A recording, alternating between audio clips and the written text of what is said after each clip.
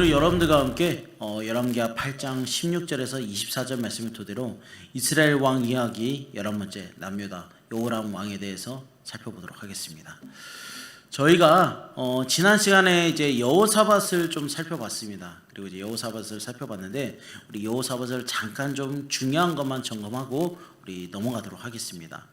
여러분, 여호사밧의 통치 기간 중에 물론 이제 잘못한 것, 잘한 것으로 좀 따지기는 좀 그렇지만 굳이 만약에 이 두 가지의 관점으로 따져본다고 한다면 이 여호사밧의 통치 기간 중에 그가 잘못한 것이 뭐냐면은 먼저는 여호사밧은 자신의 아들인 이 여호람을 아합 가문과 결혼을 하겠다라는 것입니다. 그래서 북이스라엘 왕과의 관계에서 단호함을 보이지 못했다라는 것입니다. 그리고 이후에 아람, 성경에서는 아람이라고 표현하고 있지만 이 시리아와의 전쟁에서도 땅을 차지하려는 욕심에 북이스라엘과 연합하는 모습을 통해서 여호사밧은 죽을 뻔했고 이후에 에시온게벨에서 또 상선을 건조합니다. 그러면서 솔로몬 왕 시대처럼 많은 지역에서 황금들을 차지하려고 했다가 배가 좌초됐던 일도 있었습니다. 하지만 그럼에도 불구하고 하나님께서는 여호사밧이 정직했다라고 말씀을 해주시는 분인데, 왜 하나님께서는 여호사밧이 정직했냐라고 말씀해 주시냐면은 먼저는 종교개혁을 단행했다라는 것입니다. 남색하는 자들을 쫓아냈고 역대기 말씀에서는 재판 제도를 개혁했다라고 말을 하고 있습니다. 그리고 모압과 암몬 공격 시 온 백성과 기도로 이 적군을 무찔렀다라는 것입니다. 하지만 그는 다른 것보다도 그가 잘못된 길로 행할 때 하나님께서 주신 깨달음이 있다고 한다면은 회개하는 모습을 통해서 하나님을 신뢰하려고 했던 모습이 있었다라는 것입니다. 그렇기 때문에 그는 성경에 기록되길 다윗의 길로 행하려고 했다라고 기록이 되면서 다윗성의 그 열왕들의 묘실에 안정되었다라고 말을 하는 것입니다. 그래서 하나님의 여호사밧이 정직했다라고 말씀을 하신다라는 것입니다. 근데 여러분, 여호사밧과 사돈 집안이었던 아합과 좀 비교를 좀 해본다고 한다면 여호사밧은 자신의 부족한 모습이 있을 때 아까 말씀드렸던 것처럼 하나님을 회개하고 다시 신뢰하려고 했던 것이 더 컸다고 한다면 아합은 어떻습니까? 자신의 힘, 능력만 우선시하였고 그리고 그 결과 굉장히 비참하게 끝이 났던 것이다라는 것입니다. 그렇기 때문에 우리의 삶의 순간순간마다 많은 선택들이 있을 때 우리 또한 어떻게 결정해야 되는지, 그리고 우리와 나의 이런 결정이 공동체와 더 나아가서는 하나님 앞에 어떻게 유익이 될지를 고민함으로써 나의 감정과 고집에 따른 선택이 아닌 하나님 앞에서 어떤 선택이 하나님 앞에 더 유익한 결정이 될지를 고민해야 되고, 혹여나 잘못된 선택을 할 수 있다 하더라도 여호사밧처럼 하나님께서 주신 깨달음이 있다고 한다면 회개하는 모습을 통해서 하나님 앞에 정직하게 행동하는 게 중요하다라고 마무리를 하였었습니다. 여러분, 오늘은 그래서 이 여호사밧의 아들이 여호람에 대해서 우리가 좀 알아보고 이 여호람을 통해서 우리에게 주신 영적 교훈을 살펴보도록 하겠습니다. 여러분, 아까도 이제 우리가 여호사밧 하면은 제가 말씀드렸듯이 하나님 앞에서 정직하게 하려고 했습니다. 그리고 잘못된 길을 갔다고 생각하면 하나님께 회개함으로써 하나님께 신뢰를 받았다라고 제가 말씀드렸습니다. 반면에 여호사밧 사후 여호사밧의 아들인 여호람이 왕위를 이어서 나라를 통치했는데 훌륭한 여호사밧 아래에서 사실은 남유다에서 가장 악한 왕이라고 손꼽히는 여호람이 탄생을 했다라는 것입니다. 우리가 어쩌면 이런 아버님 밑에서 왜 어째서 이런 아들이 탄생했을까라고 의문을 가질 수 있지만 사실 이것의 시작은 사실 아버지인 여호사밧에게서부터 시작이 되었다라고 볼 수가 있습니다. 사실 자신의 아버지인 여호사밧은 나름대로 남유다를 잘 통치하는 왕이었던 것은 분명한 사실입니다. 하지만 여호사밧은 자신의 아버지였던 아사가 취한 북이스라엘과 적대적 정책 대신 자신의 아들인 여호람과 아합의 딸인 아달랴와 정략적인 결혼을 시키게 됩니다. 그러면서 북이스라엘에 아합의 영향을 많이 받게 되었다는 것입니다. 그래서 아버지 못지않게 여호람 또한 북이스라엘에 아합의 영향을 많이 받게 됨으로써 그의 성향 또한 많이 달라졌다라는 것입니다. 제가 지난 시간에 이제 여호사밧이 아합의 가문과 결혼했다라고 말씀드렸습니다. 근데 정확하게 좀 표현을 하자면 여호사밧이 아합 가문과 결혼했다고 하기보다는 여호사밧의 아들인 여호람이 아합 가문과 결혼을 했다라는 것입니다. 아달랴와 결혼을 했다라는 것입니다. 아합의 사이가 됐다라는 것입니다. 여호람이. 그래서 이 여호람은 아합의 사이가 되었기 때문에 어떻게 했습니까? 당연히 자신의 장인인 나라를 여러 차례 방문했다라는 것입니다. 아합은 자신의 사이에게 북이스라엘의 여러 가지 것들을 보여줬다라는 것입니다. 그 중에는 초대왕 여로보암 때 단과 베델에 금송아지를 세웠다라고 제가 이번 주일에 말씀을 드렸습니다. 이 금송아지도 봤을 것이고 또 사마리아와 전국에 세워진 여러 우상 제단들을 아마 봤을 것이다라는 것입니다. 그렇다 보니까 이 여호람은 각종 우상들을 비롯한 이 바알과 아세라 우상들을 배우게 되면서 오히려 역기능적인 영향이 마음속에 깊이 뿌리 내리게 됐다라는 것입니다. 이렇게 자신의 아버지 여호사밧이 죽고 난 이후에 32세의 왕이 된 여호람은 예루살렘에서 8년간 나라를 통치했다라는 것입니다. 이미 왕이 되었을 때는 북이스라엘 아합 왕가의 그런 안 좋은 영향들을 잔뜩 받았다라는 것입니다. 더구나 자신의 왕비가 되는 사람인 아달랴는 아합과 이세벨의 딸이었다라는 것입니다. 그래서 성경에서는 그에 대해서 이렇게 표현하고 있습니다. 열왕기하 8장 18절입니다. 그가 이스라엘 왕들의 길을 가서 아합의 집과 같이 하였으니 이는 아합의 딸이 그의 아내가 되었습니다. 그가 여호와 보시기에 악을 행하였으나 라고 말하고 있습니다. 여기서 말하는 그는 여러분들 잘 아시는 것처럼 여호람입니다. 이 여호람이 남유다의 역대 왕들 중에 가장 악한 왕으로 평가될 수 있는 그의 악행은 어찌 보면 그 동생들을 향한 그의 태도에 있었다는 것입니다. 여러분, 여호람에게는 아사랴, 여이엘, 스가랴, 아사랴후, 미가엘, 스바랴라는 아우들이 있었습니다. 물론 성경에는 이렇게만 기록되어 있지만 더 있을 수도 있다라는 것입니다. 아무튼 성경에 기록된 인물 아우들은 대략적으로 6명이 있다라는 것입니다. 아무튼 이 아우들이 이렇게 있는데 여러분, 남유다 과거 르호보암 때를 한번 생각해 보시기 바랍니다. 이 르호보암은 모든 왕자들에게 요새를 주었습니다. 그리고 거기에서 소위 말하면 너는 거기에서 왕 노릇을 해라, 거기서 너는 지방 군주의 노릇을 해라 라고 그렇게 각 성들을 나눠줬었습니다. 근데 그렇게 했던 이유는 사후에 이제 자기가 죽고 난 이후에 그 권력 다툼을 피하기 위해서 그렇게 각 이제 왕자들에게 요새들을 나눠줬다라는 것입니다. 근데 여호사밧도 여호람을 위해서 똑같이 행동했다라는 것입니다. 이 여호사밧도 여호람을 위해서 르호보암이 했던 일을 그대로 반복했다라는 것입니다. 다른 아들들에게 금은 보화 및 요새화된 유다의 성읍들을 그대로 선물을 줬다라는 것입니다. 소위 말하면 여호람을 건드지 말라라는 것이었습니다. 근데 여호람의 동생들은 여기에서 만족하며 살아가고 있었는데, 근데 이제 여호람의 동생들의 성읍이 탐이 난 나머지 이 여호람은 왕이 되자마자 동생들을 모조리 다 죽여버렸다라는 것입니다. 자신의 탐욕을 위해서 친동생들이라도 가차없이 죽여버렸다라는 것입니다. 그런데 이 포악한 성품은 누구에게서 비롯됐냐면은 바로 아합과 이세벨에게서 비롯됐다는 것입니다. 이렇게 형제를 죽이는 잔혹한 성품을 지닌 여호람은 스스로 권력을 다 가졌다라고 생각할 수도 있습니다. 하지만 여호람의 힘은 아버지에 비해 훨씬 미치지 못했다라는 것입니다. 그래서 여호사밧은 대리자를 보내서 에돔을 다스리게 했는데 여호사밧이 죽자 이 에돔이 반기를 들게 됐다라는 것입니다. 성경에서는 이렇게 말하고 있습니다.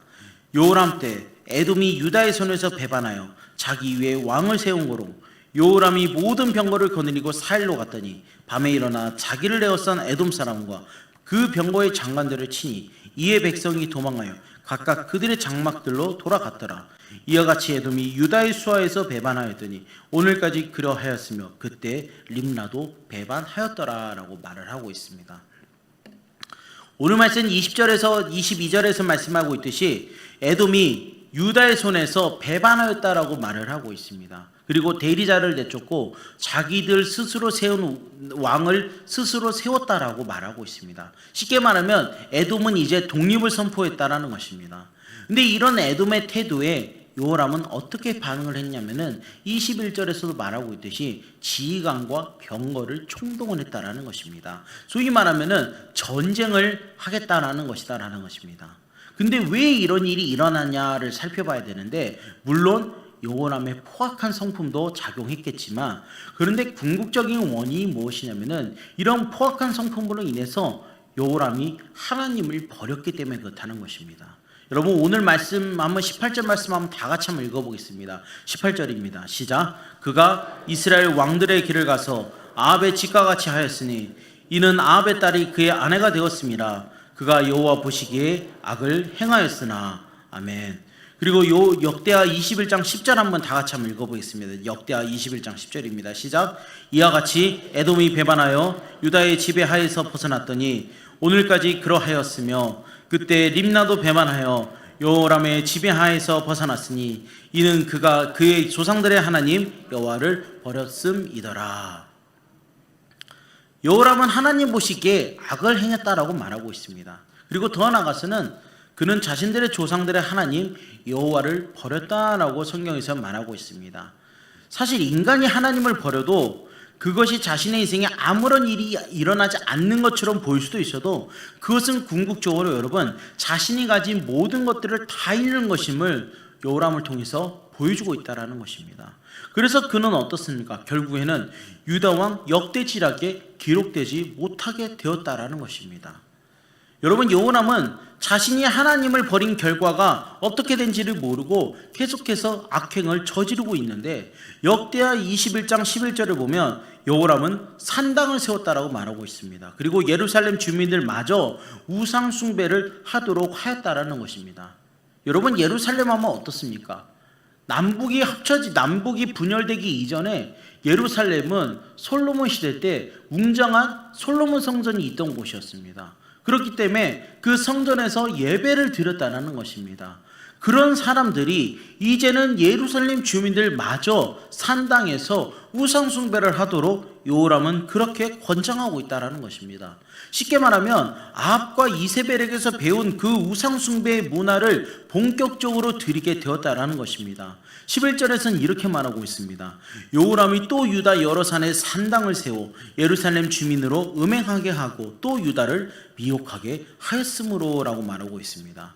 여러분 여호람은 예루살렘 주민들에게 쉽게 말하면 성전이 있는 곳에 기거하는 주민들마저도 음행과 우상 숭배의 문화를 장려했다는 것입니다.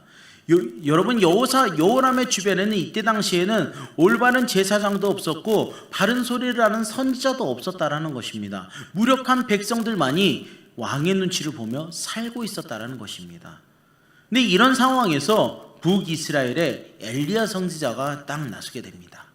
여러분 엘리야 선지자는 아합 왕가에 의해서 북이스라엘이 망쳐지는 것이 남유다에서 그대로 재현되는 소식을 이제 직접 듣게 됐습니다. 그래서 엘리야는 이 서신을 통해서 하나님의 뜻을 알렸는데 그 내용이 바로 역대하 21장 12절에서 15절입니다.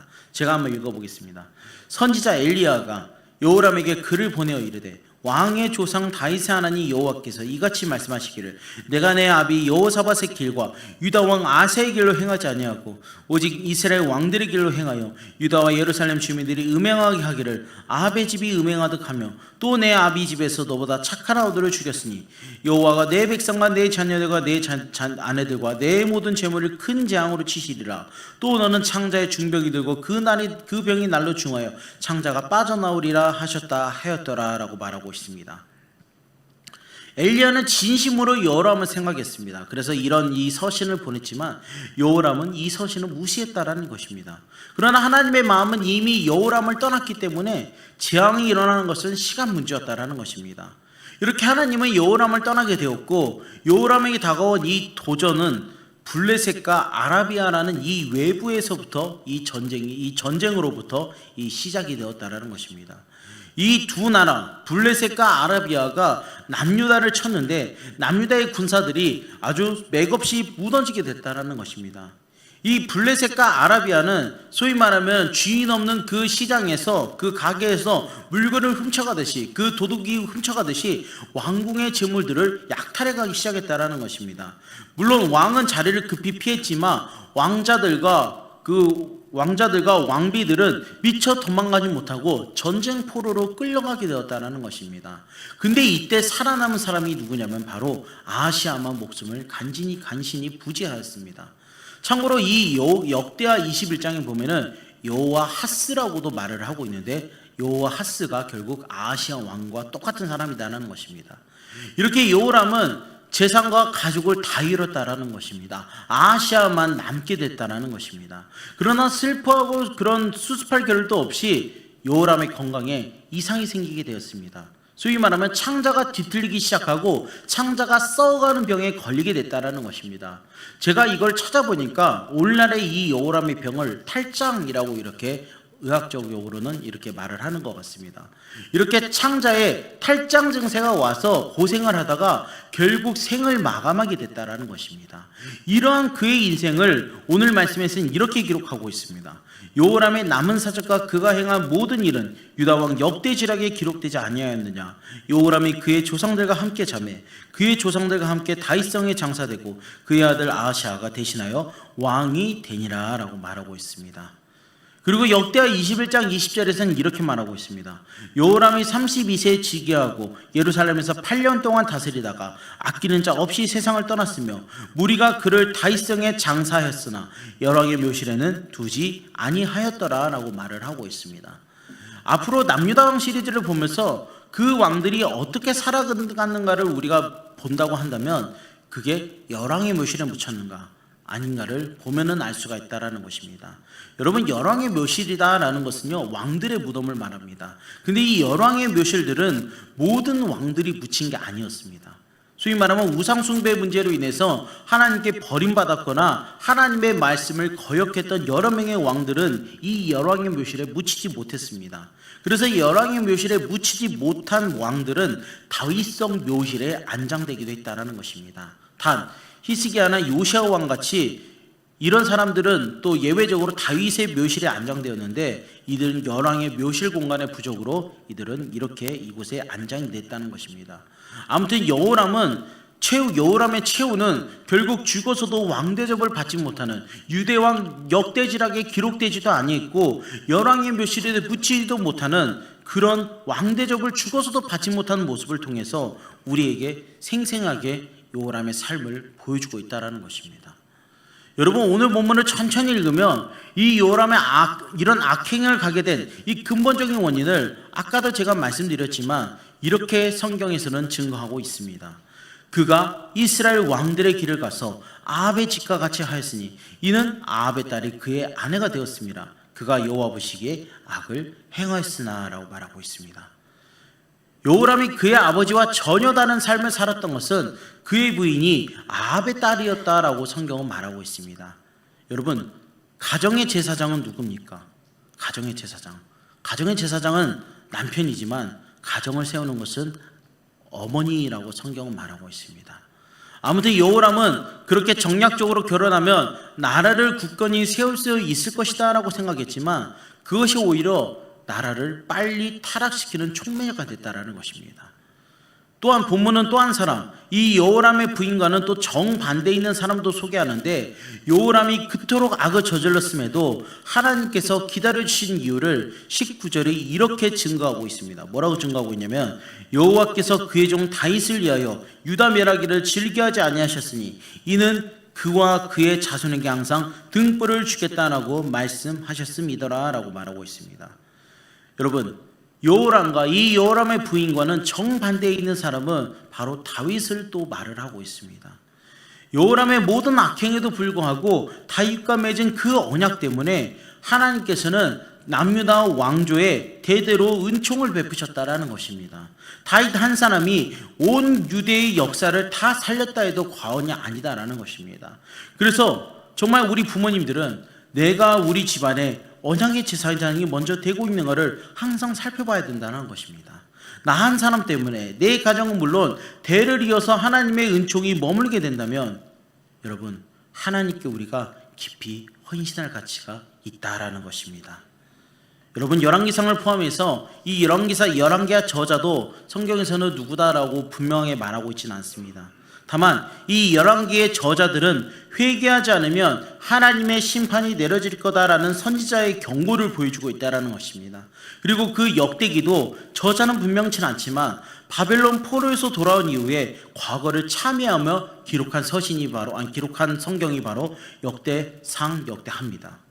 아무튼 이 나라가 망하고 이방 땅에서 수모를 겪고 나니까 하나님을 바르게 섬기려고 애를 썼던 그 다윗의 시대가 얼마나 귀했는지를 각인하게 된다는 것입니다. 그래서 역대기 말씀에서는 우리는 그 시대로 돌아가자라고 표현을 하고 있다는 것입니다.